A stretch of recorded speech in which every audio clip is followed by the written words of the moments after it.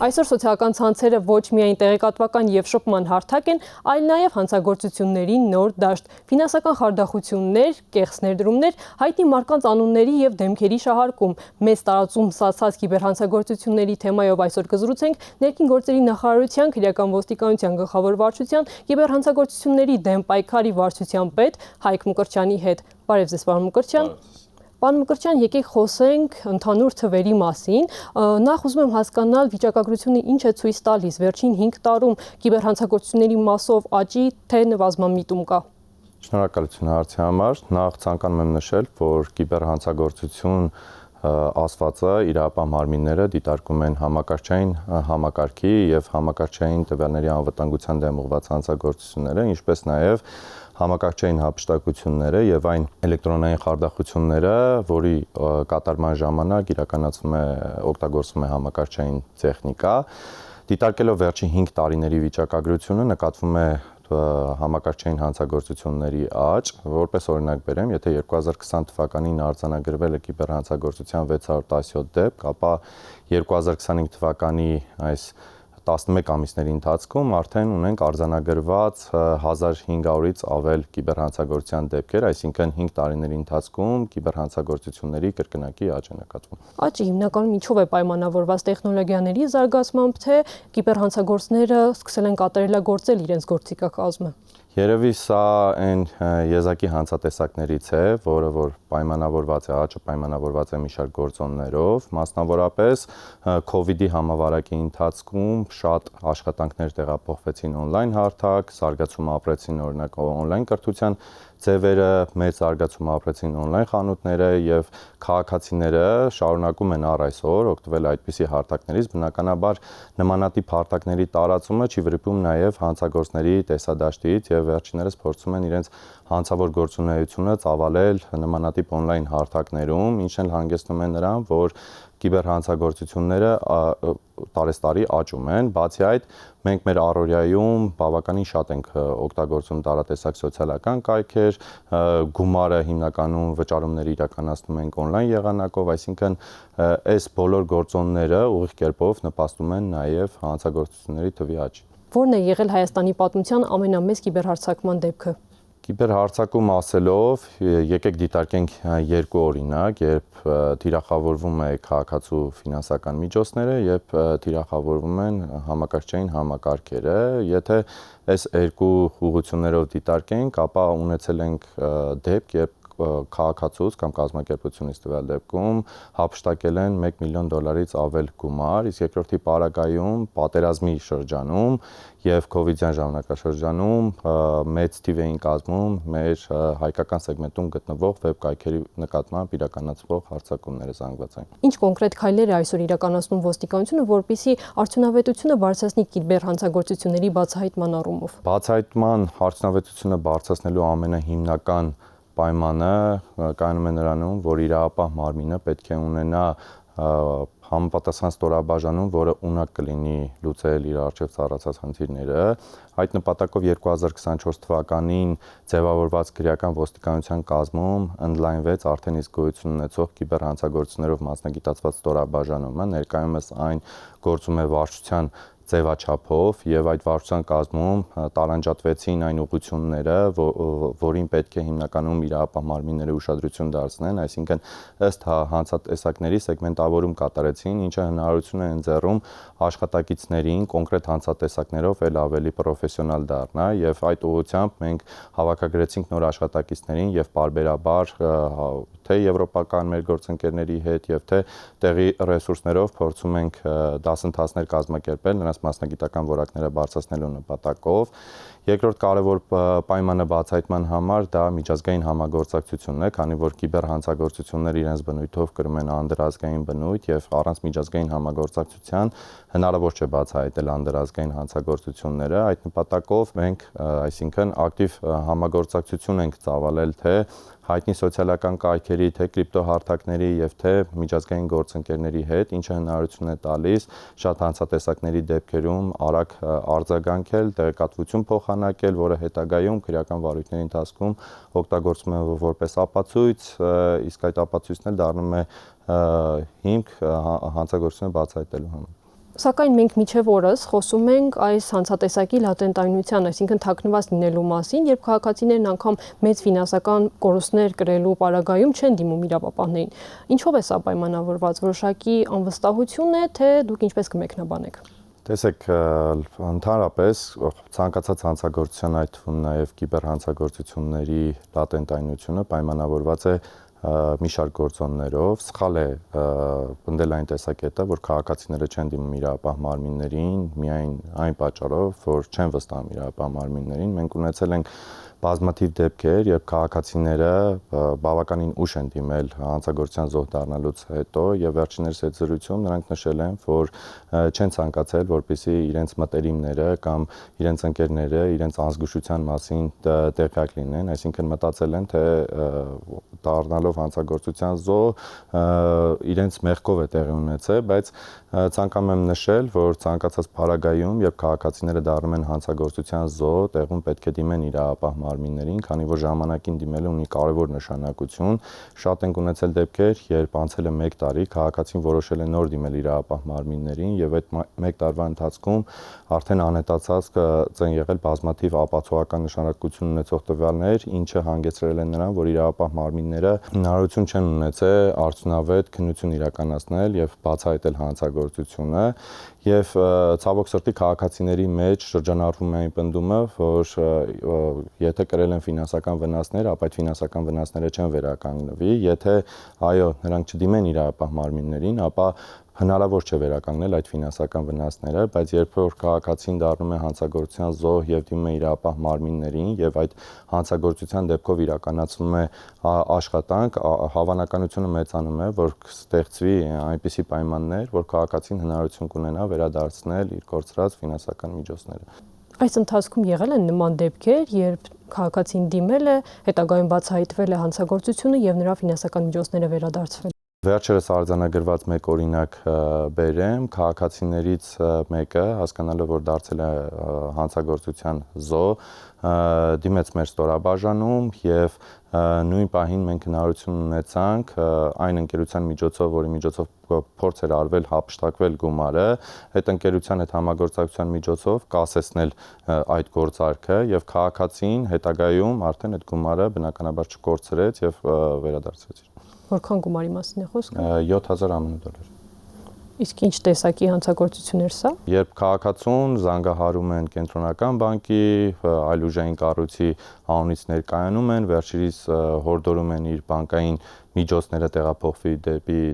դեպի կրիպտոակտիվների, իբր թե նրա ֆինանսական միջոցներում իրավապահ մարմինները նկատել են ահաբեկչության ֆինանսավորման հետքեր եւ որպիսի իբր թե իրավապահ մարմինները չսառեցնեն այդ գումարները, նրանց հորդորում են ուղարկել կրիպտոակտիվներով բացված հաշիվների եւ այսպես մոլորեցնելով մեր քաղաքացիներին հափշտակում է ֆինանսական միջոցները։ Ձեր արձանագրած դեպքերից այս տարի ո՞րն է եղել ամենամեծ ու ամենատարածված կիբերհանցագործության դեպքը։ Մի քանի տեսակ հանցագործություններ կան, որոնք որ մեր հասարակության շրջանում տարածում են գտել, ամենագլխավորներից երևի ներդրումային խարդախություններն են, երբ մեր քաղաքացիները փորձում են հեշտ եղանակով կամ այսպես ասած ոչինչ չանելով մեծ եկամուտներ ունենալ եւ բազմաթիվ են դեպքերը, երբ քաղաքացին $10,000, $20,000 կամ էլ ավել գումար է ներդրած լինում այդ կեղծ արտակների միջոցով եւ վերջնարդյունքում կորցնում է ողջ դրամական միջոցները, ունենք դեպքեր, երբ խարդախները նույն իմ կողմից քիչ առաջ մատնանշված եղանակով, այսինքն տարբեր ուժային կառույցի անունից ներկայանալով եւ ֆինանսական հաստատությունների անունից ներկայանալով մեր քաղաքացուց հափշտակել է $400,000 ԱՄՆ գերազանցող գումար։ Սա ամենամեծ դեպքն է եղել։ Այս տարի արձանագրված է ամենամեծ դեպքը։ Ներդրումային խարդախության։ Խոսքը ներդրումային խարդախության մասին չէ, խոսքը երբ զանգահարում են քաղաքացուն, ներկայանում են որևէ ֆինանսական հաստատության աշխատակից եւ ուժային կառույցի ներկայացուցիչ, ընդ որում վերջիններիս հետ հիմնականում հաղորդակցվում են ռուսերեն լեզվով եւ վերջիններիս հորդորում են բանկերում ունեցած ավանները եւ դրամական միջոցները տեղափոխել կրիպտոակտիվների դաշտ հետագա խնդիրներից իբրև թե խուսափելու համար, այնուհետև այդ գործողությունն իրականացնելուց հետո նրանք հափշտակում են այդ ֆինանսական միջոցները։ Իսկ այս տարի ներդրումային խաբեությունների մասով կոնկրետ ինչ մեխանիզմներով են գործել հանցագործները։ Տեսեք, ներդրումային հարթակները հիմնականում գովազդվում են մեր սոցիալական ցանցերում, հիմնականում Facebook-ում, Instagram-ում, ունեցել ենք դեպքեր, երբ այդ նույն ներդրումային հարթակները գովազդվել են Telegram-յան հարթակում, եւ այդ ներդրումային հարթակներում քաղաքացիներից պահանջվում է ընդհանրապես իրենց հեռախոսահամարը մուտքագրել։ Հեռախոսահամարը մուտքագրելուց հետո իրենց հեռախոսահամարը վաճառվում է ներդրումային խարդախություններով մասնագիտացված հանցավոր խմբերի, որոնք որ կապ են հաստատում այն քաղաքացիներին, ովքեր իրենց հեռախոսահամարը գրանցել են այդպիսի հարթակներում, եւ դրանից հետո սկսում է մի գործընթաց, որում փորձում են հորդորել մեր քաղաքացուն գումար ներդնել տարատեսակ հարթակներում իբրև թե գերշահույթ ստանալու համար, եւ այն քաղաքացիները, ովքեր որ գումար են ներդնում, արդեն իսկ դառնում են հանցագործության զոհ։ Դրանից հետո հաջորդում է երկրորդ этаպը, երբ քաղաքացին փորձում է կանխիկացնել իր ֆինանսական միջոցները, կատարում է գումարային փոխանցում, հանցագործների կողմից կեղծ ստեղծված հարթակների միջոցով ցույց է տրվում, թե իբրև գումարը փոխանցվել է պայմանական եվրոպական որևէ բանկ, այնուհետև քաղաքացու հետ կապ են հաստատում կրկին հանցագործները եւ ներկայանում են բանկի աշխատակից, առաջարկում են հավելյալ վճարումներ կատարել, որպեսզի հնարավոր լինի այդ ֆինանսական միջոցները ստանալ։ Ցավոք սրտի այս երկու փուլով չի ավարտվում, կա նաեւ երրորդ փուլը, երբ քաղաքացին հուսալքված, կորցրած ամբողջ ֆինանսական միջոցները հասկանում է, որ դարձել է հանցագործության զոհ եւ տարատեսակ հարթակներում փորձում է գտնել անձանց, ովքեր կարող են իրավաբանական խորհրդատվություն տալ վերջինիս այդ կորցրած ֆինանսական միջոցները վերականգնելու համար եւ այստեղ հանցագործները ունենում են նաեւ երրորդ խումբը եւ վերջինս խափում են, ներկայանում են, թե իբրև նրանք իրավաբանական ծառայություն են մատուցում եւ կօգնեն տվյալ քաղաքացուն իր ֆինանսական միջոցները յետ վերադարձնել, սակայն կրկին հավելյալ վճարներ են վերջինիսս պահանջում եւ ցավոք սրտի ունեցել ենք դեպքեր, երբ մեր քաղաքացիները ուղարկել են այդ դրամական միջոցները եւ կրկին այլ ավելի մեծ ֆինանսական վնաս են կրել։ Վերջին շրջանում խարդախները նաև արհեստական բանականությանն են, այսպես ասած, զարկ տվել ու կիրառում են այն, նմանակում են տարբեր հայտնի անձանց, օգտագործում են նրանց ձայնը, դեմքերը եւ այլն, պատրաստում են գովազդային հոլովակներ ու դրանց միջոցով դա դառնում է պատճառ, որպեսզի մարդիկ կրեն ֆինանսական վնասներ։ Նման մոտ քանի դեպքի այս տարի գրանցվել ու ինչ է արվում դրանց բացահայտման ուղղությամբ։ Կոնկրետ երբ խոսքը վերաբերվում է ֆինանսական հափշտակությունների մասին արհեստական բանականությամբ կիրառված, երկու դեպք կա արձանագրված, որում հստակ եղել է արհեստական բանականություն եւ իրավապահ մարմինները այդ ուղղությամբ ցանկացած հանցագործության ուղղությամբ իրենց հնարավորությունների սահմաններում, թե օգտագործելով միջազգային համագործակցության լծակները, թե տեղական լծակները օրենքով վերապահված, միշտ կարելի է ձեռնարկում են հանցագործների բացահայտման մասով։ Այստեղ մեր քաղաքացիները պետք է հստակ իմանան, որ պայմանավորված նրանով, որ կիբերհանցագործությունները կրում են անդրազգային բնույթ եւ շատ են դեպքերը, որ մեր քաղաքացիներին հիմնականում թիրախավորում են օտարերկրյա պետություններից, ապա այս հանցագործությունների բացահայտման գործում շատ կարևոր է նաև օտարերկրյա տվյալ պետության իրավապահ մարմինների կողմից կատարված աշխատանքները։ Այսինքն մենք ունեցել ենք բազմաթիվ դեպքեր, երբ շատ կարճ ժամանակահատվածում հնարավորություն ենք ունեցել նույնացնել հանցագործություն կատարած անձին կամ այնպիսի տվյալներ նույնացնել, որը հնարավորություն կտա հետագայում պարզել, թե ով է այդ տվյալների ետևում կանգնած, սակայն միջազգային համագործակցությունը ժամանակատար է եւ հենց միջազգային գործընկերների կողմից արձագանքը եղել է բավականին ուշացած եւ այս է պատճառը, որ մեր քաղաքացիների թվում է, թե աշխատանքներ չեն իրականացվում, սակայն իրականում ահռելի աշխատանքներ իրականացվում ոստիկանության կողմից։ Հաճախ նշվում է, սակայն որ մի փոքր այդ աշխատանքներն ուշացած են, ինչպես կմեկնաբանեք սա։ Հենց դրա մասին է ցանկանում նշել, որ դա ուշացած չէ, դա միջազգային համագործակցություն է եւ միջազգային համագործակցությունը ժամանակատար է, երբեմն կարող է 1 ամիս պահանջվել, որպեսզի մենք հնարավորություն ունենանք պայմանական որոշակի ռեսուրսներ արգելափակել կամ հանցագործի վերաբերյալ որոշակի տվյալներ ստանանք։ Դա է հիմնական պատճառը, որ կարող է 1 ամիս տևել կամ 3 ամիս տևել գործընթացը։ Եթե խոսքը վերաբերվում է Հայաստանի Հանրապետությունում գործող ֆիզիկապես գործող որևէ էլեկտրոնային հարթակի մասին, այսինքն .am դոմենային տիրույթի մասին, ապա այստեղ մենք որևէ խնդիր չունենք եւ ժամանակին շատ արագ կարողանում կարողանում ենք արձագանքել համապատասխան կանխարգելիչ քայլեր կատարելու համար, բայց երբ խոսքը վերաբերվում է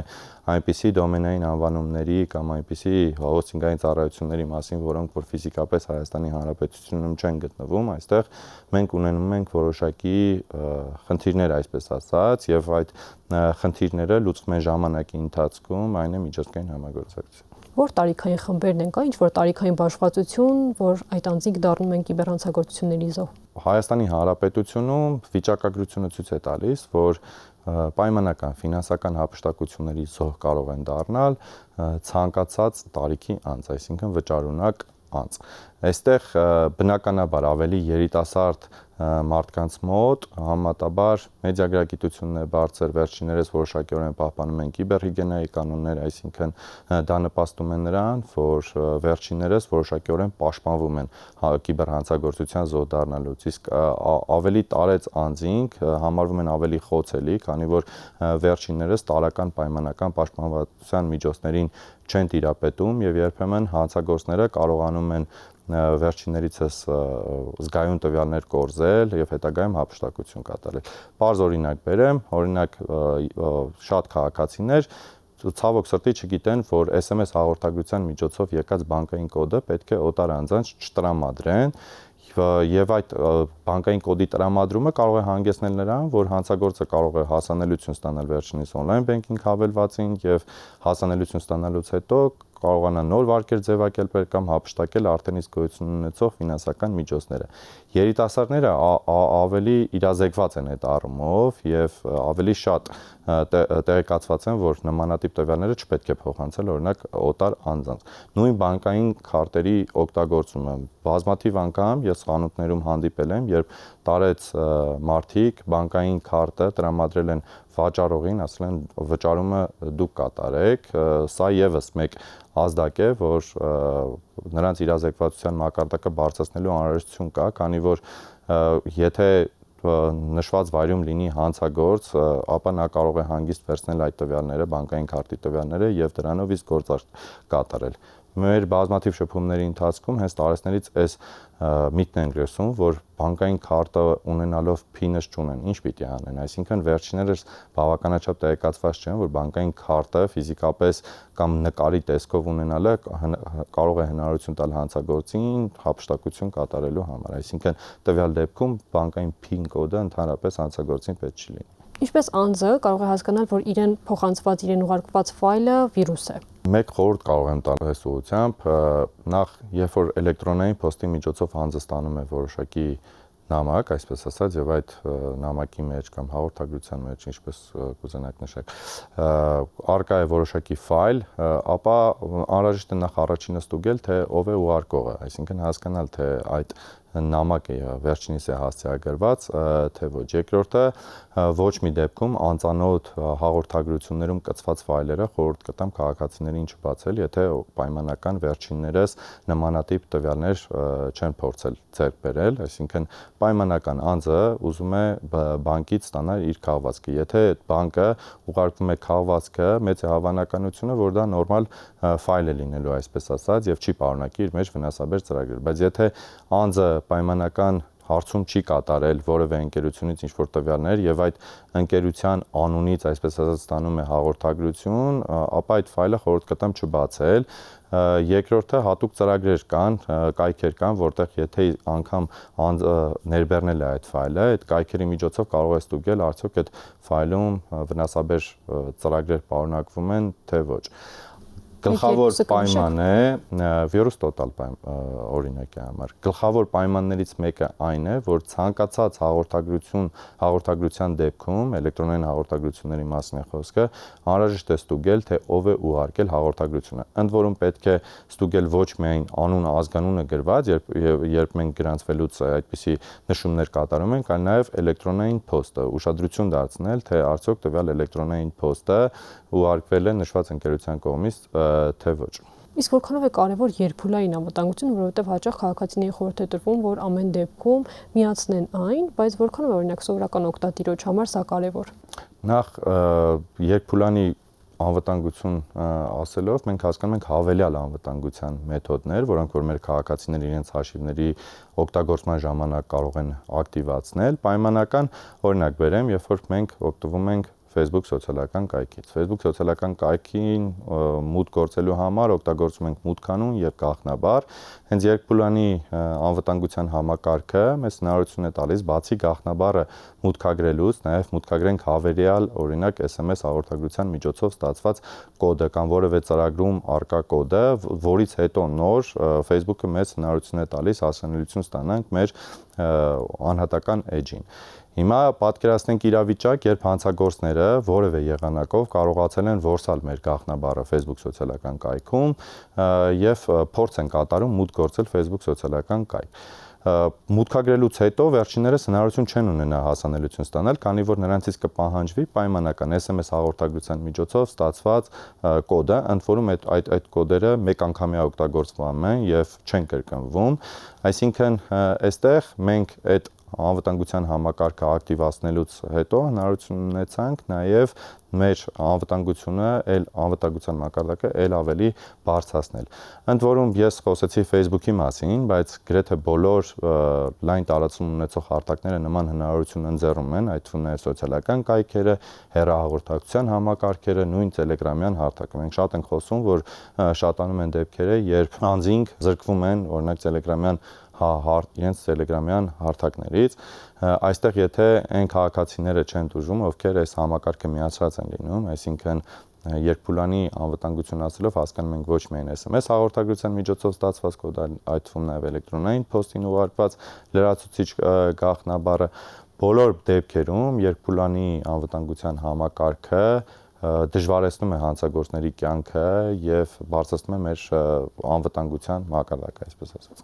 Անդրադառնանք նաեւ մեր երկրում բացահայտված զանգերի կենտրոններին, երբ անից այս խարդախությամբ զբաղվող կազմակերպությունները հայտնվեցին ձեր ուշադրության կենտրոնում։ Հայաստանի Հանրապետությունում առաջի զանգերի կենտրոնը մեր ստորաբաժանման կողմից բացահայտվել է դեռևս 3 տարի առաջ, այսինքն մենք միշտ ուսումնասիրություն ենք կատարում,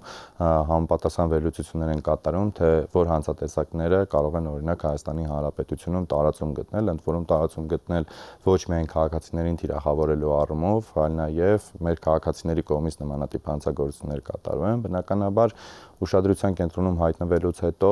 մենք լայնածավալ օպերատիվ հետախուզական միջոցառումներ իրականացրեցինք եւ հնարավորություն ունեցանք բացահայտելու ամբողջապես այդ հանցավոր զանգերի կենտրոնները, այսինքն բարձել թե ինչ հարթակների միջոցով են վերջիններս թիրախավորում քաղաքացիներին, ինչ քանակի մասին է խոսքը տուժողների, ինչպիսի ֆինանսական եկամուտներ են վերջիններս ունեցել, ինչ մեխանիզմներով, ինչ գործիքակազմով են վերջիններս իրենց ստացած հանցավոր ֆինանսական միջոցները օրինականացրել, այսպես ասած, եւ նմանատիպ աշխատանքները կրում են շարունակական բնույթ, ցավոք սրտի յուրաքանչյուր բացահայտումից հետո մենք հույս ենք ունենում, որ դա կլինի ազդակ նաև այն զանգերի կենտրոնների համար, որոնք որ դեռևս մեր ուշադրության կենտրոնում չեն հայտնվել կամ հայտնվել են եւ շարունակում են գործել, սակայն կյանքը ցույց է տալիս, որ առ այսօր կան նմանատիպ զանգերի կենտրոններ, որոնք հանցավոր գործունեություն են իրականացնում եւ վստահեցնում են, որ բոլոր այդ զանգերի կենտրոնի ետևից մենք գնալու ենք եւ վերջիններս օրենքով սահմանված կարգով կրելու են իրենց պատասխանատվություն։ 2025-ին նման 4 կազմակերպություն է բացահայտվել ու բազմիցս նշել եք, որ նրանք գործում են օտարերկրյա, այսինքն նրանց թիրախում օտարերկրացիներն են։ Բայց կա այսպիսի մի տեսակետ, որ եթե նրանց զոհերը, այսպես ասած, օտարազգիներ են, ինչի է դա պետք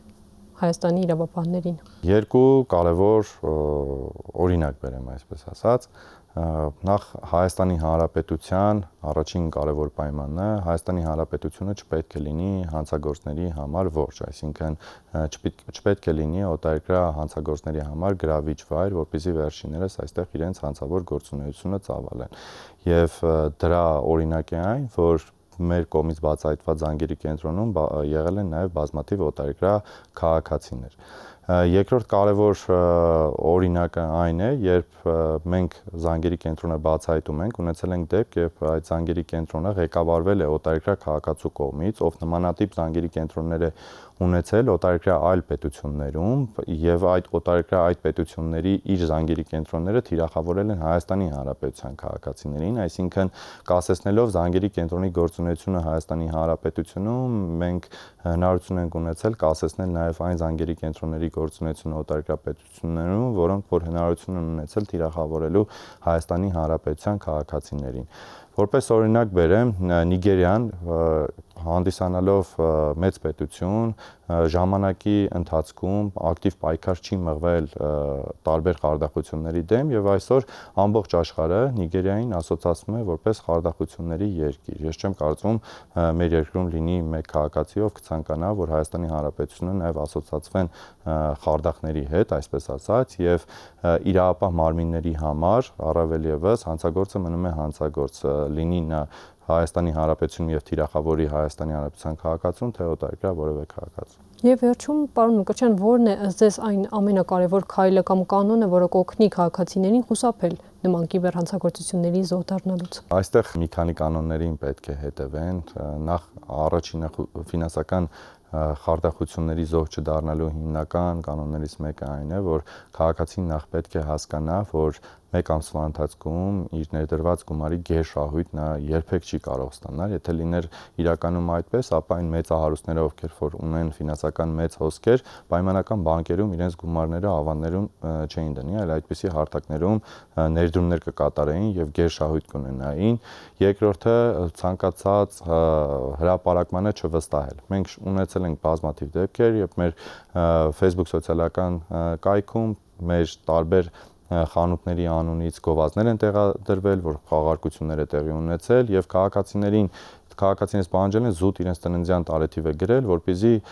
շահեն վերջիններս, իրենց գումարը տնօրինության տարեթիվը գրել են, դրանից հետո նրանց հղում են ուղարկել, իբրև թե շնորհավորում ենք, ձեր բանկային քարտի տվյալները մուտքագրեք, բանկային քարտի տվյալները մուտքագրելուց հետո դարձել են հանցագործության զոհ։ Այսինքն, եթե տեսնում են որևէ խանութ, որևէ ընկերություն իրականացնում է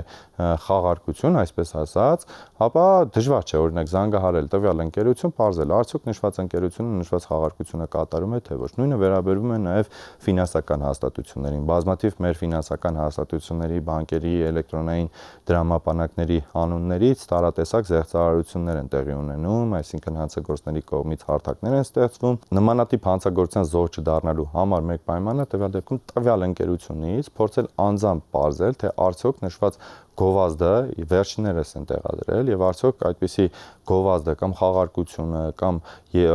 մեծ շահույթ, այսպես ասածը, նշված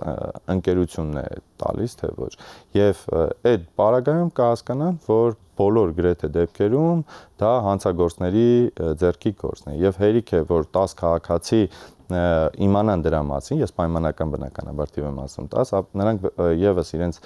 շրջապատին ծնողը երեխային, երեխաները իրենց դասընկերներին, այսինքն շղթայական տարածում կգտնի եւ մեր քաղաքացիները հնարավորություն կունենան զերծ մնալ նմանատիպ հարթակներից եւ չկրել ֆինանսական վնասներ։ Շնորհակալություն։ Ձեզ էլ եմ շնորհակալ։ Հիշեցնեմ, որ զրուցում էի ներքին գործերի նախարարության քրեական ոստիկանության գլխավոր վարչության կիբերհանցագործությունների դեմ պայքարի վարչության պետ Հայկ Մկրտչյանի հետ։ Հաջողություն։